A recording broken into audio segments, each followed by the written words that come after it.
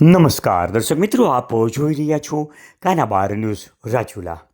આવો જોઈએ આપણે રાજુલા શહેરના મહત્વના સમાચાર. રાજુલા પાસે આવેલ દેવકા ગામે દેવકા વિદ્યાપીઠમાં અદ્યતન કન્યા છાત્રાલય અને ભોજનાલયનું મુખ્યમંત્રી ભૂપેન્દ્ર પટેલના હસ્તે થયું લોકાર્પણ. અમરેલી જિલ્લાના રાજુલા તાલુકાના દેવકા ગામ સ્થિત દેવકા વિદ્યાપીઠ ખાતે આજે ભવ્ય અને ઐતિહાસિક લોકાર્પણ કાર્યક્રમ યોજાયો. ગુજરાતના મુખ્યમંત્રી ભૂપેન્દ્ર પટેલના હસ્તે નવનિર્મિત અદ્યતન સુવિધાસભર કન્યા છાત્રાલય અને ભોજનાલય બિલ્ડિંગનું લોકાર્પણ કરવામાં આવ્યું. મુખ્યમંત્રી છતડિયા રાજુલા હેલીપેડ પર આગમન બાદ દેવકા વિદ્યાપીઠ પહોંચ્યા હતા, જ્યાં ટ્રસ્ટીઓ અને આગેવાનો દ્વારા તેમનું ઉષ્માભર્યું સ્વાગત કરવામાં આવ્યું હતું. આ પ્રસંગે જળસંપત્તિ મંત્રી ઈશ્વરસિંહ પટેલ, રાજ્યકક્ષાના મંત્રી કૌશિક વેકરિયા, જળસંપત્તિ મંત્રી ઈશ્વરસિંહ પટેલ, સ્થાનિક ધારાસભ્ય હીરાલાલ સોલંકી, મહેશ કસવાળા સહિતના મહાનુભાવો આ કાર્યક્રમમાં ઉપસ્થિત રહ્યા હતા. આ લોકાર્પણ પ્રસંગે મુક્તાનંદ બાપુ, ધારાસભ્યો, ટ્રસ્ટીશ્રીઓ, અધિકારીઓ અને મોટી સંખ્યામાં વિદ્યાર્થીઓ અને ગ્રામજનો ઉપસ્થિત રહ્યા હતા. આજના આ વિશેષ કાર્યક્રમમાં મુખ્યમંત્રીની સાથે સમગ્ર રાજુલા ભારતીય જનતા પક્ષની ટીમના વનરાજભાઈ વરુ, દિલીપભાઈ જોશી, રવુભાઈ ખુમાણ, ચેતનકુમાર શિયાળ, કોમલબેન બારૈયા, જિગ્નેશભાઈ પટેલ, સાગરભાઈ સરવૈયા, હર્ષુભાઈ લાખરોત્રા સહિતની જિલ્લા ભાજપની ટીમના અનેક યુવાનો આજના કાર્યક્રમમાં જોડાયેલા હતા. આજના આ કાર્યક્રમમાં આમંત્રિત તમામ મહેમાનોના હસ્તે દીપ પ્રાગટ્ય કરી આ કાર્યક્રમને ખુલ્લો મૂકવામાં આવ્યો હતો. સાથે સાથે તમામ આમંત્રિત મહેમાનોનું સ્વાગત પણ કરવામાં આવેલું હતું. આ દાતાશ્રીઓના સહયોગથી નિર્માણ પામેલા આ નવનિર્મિત પ્રોજેક્ટ હેઠળ 1100 બેડની ક્ષમતા ધરાવતું અદ્યતન કન્યા છાત્રાલય સાથે 580 વિદ્યાર્થીનીઓ માટે સુવિધાસભર ભોજનાલય ઊભું કરવામાં આવ્યું છે. આ સુવિધાઓ ગ્રામ્ય વિસ્તારની દીકરીઓને ઉત્તમ રહેઠાણ અને ભોજન સાથે ગુણવત્તાયુક્ત શિક્ષણ પ્રાપ્ત કરવા માટે મહત્વપૂર્ણ સાબિત થશે. મુખ્યમંત્રી ભૂપેન્દ્ર પટેલના હસ્તે થયેલું આ લોકાર્પણ દેવકા વિદ્યાપીઠ માટે મહત્વપૂર્ણ સાબિત થયું છે. અદ્યતન સુવિધાઓ સાથે સંસ્થા હવે ગ્રામ્ય દીકરીઓના શિક્ષણ અને સર્વાંગી વિકાસમાં નવી દિશા આપશે. રાજુલા તાલુકાના આ નાના એવા દેવકા ગામમાં આવો ભવ્ય કાર્યક્રમ હોય ત્યારે લોકો આ કાર્યક્રમને નિહાળવા માનવ મહેરામણ ઉમટી પડ્યું હતું. સમગ્ર કાર્યક્રમ દરમિયાન પોલીસનો ચુસ્ત બંદોબસ્ત પણ ગોઠવવામાં આવેલો અને આ કાર્યક્રમ સુંદર રીતે પૂર્ણ કરવામાં આવેલ. ગામમાં 2200ની વસ્તી હોય ત્યારે આ છાત્રાલયમાં 2200 દીકરીઓ રહી શકશે તેવી સુવિધા જોઈને મુખ્યમંત્રીએ પોતાનો આ કાર્યક્રમમાં રાજીપો વ્યક્ત કર્યો હતો. આ નૂતન કન્યા છાત્રાલય અને ભોજનાલયનું લોકાર્પણ સીએમ સાહેબના વરદ હસ્તે થઈ રહ્યું છે, જે અમારા માટે સૌભાગ્યની વાત છે.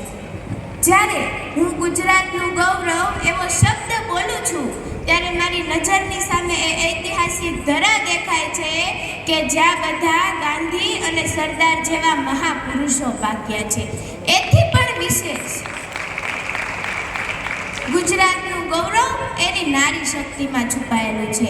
રાણીની વાવ હોય કે પછી અડાલજની વાવ, રાણીની વાવ હોય કે પછી અડાલજની વાવ, અરે ગુજરાતને તો પથ્થરોમાં પણ સ્ત્રી સમર્પણનો ઇતિહાસ કંડારેલો છે. ગુજરાત એ ભારત દેશનું એક એવું રત્ન છે કે જેનો સમૃદ્ધ ઇતિહાસ, વૈવિધ્યસભર સંસ્કૃતિ, આર્થિક તાકાત, પ્રાચીન સંસ્કૃતિ, વાઇબ્રન્ટ તહેવારો અને ઔદ્યોગિક સિદ્ધિ જે આજે ભારતના ભવિષ્યને ઘડવામાં ખૂબ જ મહત્વની ભૂમિકા ભજવી રહ્યું છે. ત્યારે કહી શકાય કે ગુજરાત માત્ર જમીનનો ટુકડો જ નહીં, અનેક વિશેષતા ધરાવતો સમૃદ્ધ પ્રદેશ છે, જે ભગવાન શ્રી કૃષ્ણએ પોતાની કર્મભૂમિ તરીકે પસંદ કર્યો હોય. સોમનાથ જેવું પ્રથમ જ્યોતિર્લિંગ જેમના હૃદય સ્થાને હોય અને ગુજરાતનો 1600 કિમી જેટલો લાંબો દરિયા કિનારો આમ ઘૂઘવાટા કરતો હોય. કંડલા, હજીરા, અલંગ અને પીપાવાવ જેવા બંદરો હોય. શ્વેત ક્રાંતિ તો અહીં સુવર્ણ અક્ષરે લખાયેલી હોય. સાસણના સિંહોની ડણક અહીં ચોમેરે સંભળાતી હોય. નરસૈયાનો કેદારો હજુ ગિરનારમાં ગુંજતો હોય. નર્મદાનું અમૃત ઘેર ઘેર પીવાતું હોય. પરબ, વીરપુર, સત્તાધાર, ભગુડા, બગદાણા અને સાંદીપનીની અન્નપ્રસાદી કણકણમાં મહેકતી હોય. એટલે જ એન્જલ મહેતા કહે છે, ગુજરાત મારું રણિયામણું, જોઈ હૈયું મારું અરખાણું. એ સુવર્ણ અવસર છે જ્યારે આ નૂતન કન્યા છાત્રાલય અને ભોજનાલયનું લોકાર્પણ આદરણીય ભૂપેન્દ્રભાઈ પટેલ શ્રીના વરદ હસ્તે થઈ રહ્યું છે. આ પ્રસંગે મને નારી તો નારાયણીના પવિત્ર ભાવ વિશે બે શબ્દો કહેતા અત્યંત ગર્વ થાય છે કે નારીના રક્તને ચીરફાડેના ભક્તને ઉમળકોયની આશાઓને ખમીર બનતી આંખ મારીને વહેતા જળધોધને આકાશે ને પાતાળે નારીના નૂરને પામવા આવી છું. આજે વાત કરવા આવી છું. જગદંબા બની રાસ રમવા આવી છું. દેવતાનું સ્વપ્ન બની સફરો સજાવવા આવી છું. ભારતીય સંસ્કૃતિમાં કહેવાયું છે કે યત્ર નાર્યસ્તુ પૂજ્યંતે રમંતે તત્ર દેવતાઃ, અર્થાત જ્યાં નારીનું સન્માન થાય છે ત્યાં દેવતાઓનો વાસ હોય છે. નમો લક્ષ્મી અને નમો સરસ્વતી યોજનામાં આજે 21,34,000 દીકરીઓને 1438 કરોડ રૂપિયાની સહાય કરી છે અત્યાર સુધી ડાયરેક્ટ એના ખાતામાં. અને નમો સરસ્વતીમાં 2,96,000 વિદ્યાર્થીઓને 220 કરોડ રૂપિયા આપ્યા છે. જે રીતે બાળકોને શિક્ષણ અપાઈ રહ્યું છે એ જો એનો અભ્યાસ કરીને હું કહી શકું કે આ દેશનું ભવિષ્ય શું છે. ત્યાં દેવકામાં અત્યારે કોલેજ સુધીના શિક્ષણની વ્યવસ્થા થઈ ગઈ છે. દીકરીઓ ગ્રેજ્યુએશન કરે છે અને ત્રાજવા તરફાવેલી દીકરીઓ અમારી કમ્પ્યુટર ઉપર બેઠી હોય એ જોઈને અંદરથી સંતોષ પણ થાય છે અને ગૌરવ પણ થાય છે. જ્ઞાન શક્તિ વાળા પ્રોજેક્ટમાં સરકારશ્રીની સાથે સરકારશ્રીની એવી ઈચ્છા હતી કે દેવકા વિદ્યાપીઠ અને સાંદીપની એ બધું મળીને 10,000 વિદ્યાર્થીઓની જવાબદારી સ્વીકારે, પણ અમે ત્રણેય સંસ્થામાં મળીને 6,000 વિદ્યાર્થીઓની જવાબદારી સ્વીકારી છે. આજે મુખ્યમંત્રીશ્રીએ જે વધારાના 2 પ્રકલ્પોનું ઉદ્ઘાટન કર્યું એમાં 1100 દીકરીઓ રહી શકે એવું છાત્રાલય અને 500 દીકરીઓ એકસાથે બેસીને જમી શકે એવું ભોજનાલય.